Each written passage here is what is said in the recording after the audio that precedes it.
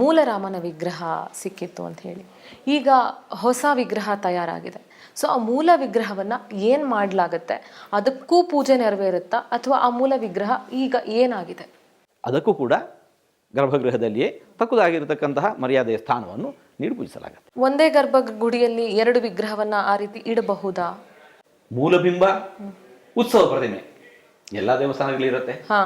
ಅಯೋಧ್ಯೆ ರಾಮ ಮಂದಿರ ವಿಚಾರ ಉದ್ಘಾಟನೆ ಅಂತ ಬಂದಾಗ ಪ್ರಾಣ ಪ್ರತಿಷ್ಠಾಪನೆ ಮಾಡುವಂಥ ಸಂದರ್ಭ, ರಾಮಲಲ್ಲನ ಪ್ರಾಣ ಪ್ರತಿಷ್ಠಾಪನೆ ಮಾಡುವ ಸಂದರ್ಭ, ಆ ಮುಹೂರ್ತ ಎಷ್ಟು ಶುಭ ಮುಹೂರ್ತವಾಗಿದೆ. ಜೊತೆಗೆ ಮಂದಿರ ಪರಿಪೂರ್ಣ ಆಗದಲ್ಲೇ, ಅಂದರೆ ಕಟ್ಟಡ ನಿರ್ಮಾಣ ಕಂಪ್ಲೀಟ್ ಆಗದಲ್ಲೇ ಪ್ರಾಣ ಪ್ರತಿಷ್ಠೆನ ಮಾಡಬಹುದಾ?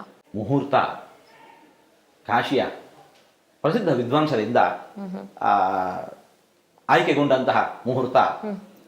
ಹಾಗಾಗಿ ಅದು ಪ್ರಶಸ್ತವಾಗಿರತಕ್ಕಂತಹ ಮುಹೂರ್ತವೇ ಆಗಿದೆ. ಇನ್ನು ಮಂದಿರ ಕಟ್ಟಡ ಪರಿಪೂರ್ಣಗೊಳ್ಳುವ ಮುಂಚೆನೆ ಮಾಡಲು ಪ್ರಾಣ ಪ್ರತಿಷ್ಠೆ ಆಗುವುದು ಸೂಕ್ತನೋ?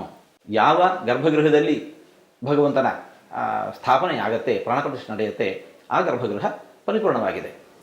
ಇನ್ನು ಅದರ ಮೇಲಿನ ಒಂದು ಮಹಡಿಯೂ ಆಗಿದೆ, ಅದರ ಮೇಲಿನ ಮಹಡಿ ಸ್ವಲ್ಪ ಬಾಕಿ ಇದೆ. ಮಂದಿರವನ್ನು ಅಲ್ಲಿ ಕಟ್ಟಬೇಕು ಅನ್ನೋದು ಶತಶತಮಾನಗಳ ಕನಸು. ಹಾಗಾಗಿ ಹೋರಾಟ ಇಷ್ಟು ತೀವ್ರವಾಗಿ ನಡೀತಾ ಇತ್ತು. ಮಂದಿರವನ್ನಲ್ಲೇ ಕಟ್ಟೇ ಬಿಡ್ತೇವೆ ಅಂತ ಹೇಳಿಕೊಂಡು ಶಪಥ ಮಾಡಿದ್ದಾಯಿತು. ಮಂದಿರ ವಹಿ ಬನಾಯೆಂಗೆ ದೊಡ್ಡ ಆಂದೋಲನ ನಡೆದು ಹೋಯಿತು. ಕಾಲ ವಿಳಂಬವಾಗ್ತಾ ಹೋದಂತೆ ವಿರೋಧಿಸುವ ಮಂದಿ ಗೇಲಿ ಮಾಡ್ಲಿಕ್ಕೆ ಶುರು ಮಾಡಿದ್ರು. ಮಂದಿರ ವಹಿ ಬನಾಯೆಂಗೆ, ದಿನಾಂಕ ನಹಿ ಬತಾಯೆಂಗೆ, ಡೇಟ್ ನಹಿ ಬತಾಯೆಂಗೆ.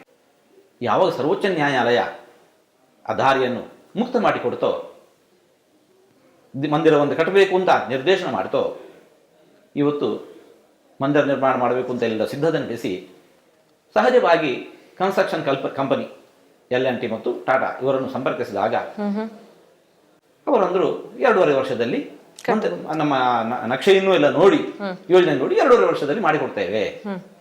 ಇನ್ನೀಗ ಪಂಚಾಂಗ ತೋಡಬೇಕು.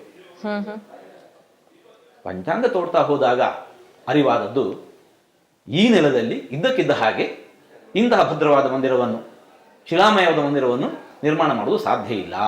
ಇನ್ನು ಮುಂದೆ ಸಾಧ್ಯ ಇಲ್ಲ ಅಂತ ಈ ನೆಲದಲ್ಲಿ ಸಾಧ್ಯ ಇಲ್ಲ. ಯಾಕೆ ಅಂತಂದ್ರೆ ಆ ಮಣ್ಣಿನ ಗುಣ ಹಾಗೆ, ಬರಿದೆ ಧೂಳು ಮರಳು. ಹಾಗಾಗಿ ಅದರ ಮೇಲೆ ಶಿಲಾಮಯವಾದ ಮಂದಿರ ನಿರ್ಮಾಣ ಸಾಧ್ಯ ಇಲ್ಲ.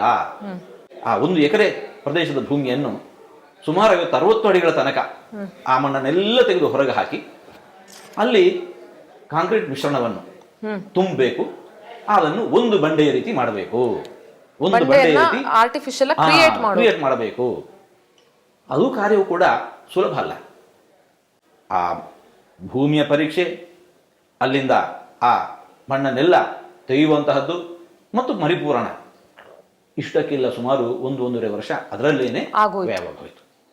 ಕೊಟ್ಟಿರುವ 2.5 ವರ್ಷದಲ್ಲಿ 1.5 ವರ್ಷ ಅಲ್ಲೇ ಮುಗಿದೋಯ್ತು. ಯಾವಾಗ ಟ್ರಸ್ಟು ಪಬ್ಲಿಕ್ಕಿಗೆ ತಿಳಿಸಿತ್ತು 2.5 ವರ್ಷದಲ್ಲಿ ನಾವು ಮಂದಿರ ಮಾಡಿ ಕಟ್ತೇವೆ ಅಂತ ಹೇಳಿಕೊಂಡು, ಇವಾಗ ಮತ್ತೆ ಪುನಃ ಮಂದಿರ ನಿರ್ಮಾಣ ಮಾಡಲಿಕ್ಕೆ ಇನ್ನೂ 2.5 ವರ್ಷ ತಡವಾಗಬೇಕು. ಹಾಗಾಗಿ ಇವಾಗ ಮಂದಿರ ಒಂದು ಹಂತಕ್ಕೆ ಬಂದು ನಿಂತಿದೆ. ಈಗ ಮತ್ತೆ ಪುನಃ ನಾವು ಪಬ್ಲಿಕ್ನ ಮುಂದೆ ಮಂದಿ ಕೇಳ್ತಾರೆ, ಯಾವಾಗ ಮಾಡ್ತೀರಿ, ಇನ್ನು ಮುಂದೆ ಅಂತಂದಾಗ ರಾಮ ಭಕ್ತರ ತಾಳ್ಮೆಯ ಕಟ್ಟೆ ಒಡೆಯುವ ಸಂದರ್ಭ. ಹಾಗಾಗಬಾರದು, ವಿಕೋಪಕ್ಕೆ ಹೋಗಬಾರದು ಅನ್ನೋ ಕಾರಣಕ್ಕೋಸ್ಕರ ಒಂದು ಹಂತದ ಮಂದಿರ ನಿರ್ಮಾಣ ಆಗಿದೆ. ಹಾಗಾಗಿ ಇವಾಗ ಪ್ರಾಣ ಪ್ರತಿಷ್ಠೆ ಮಾಡಿಬಿಡೋಣ ಅನ್ನೋ ತೀರ್ಮಾನಕ್ಕೆ ಈ ಹಿನ್ನೆಲೆಯಲ್ಲಿ ಬಂದದ್ದು.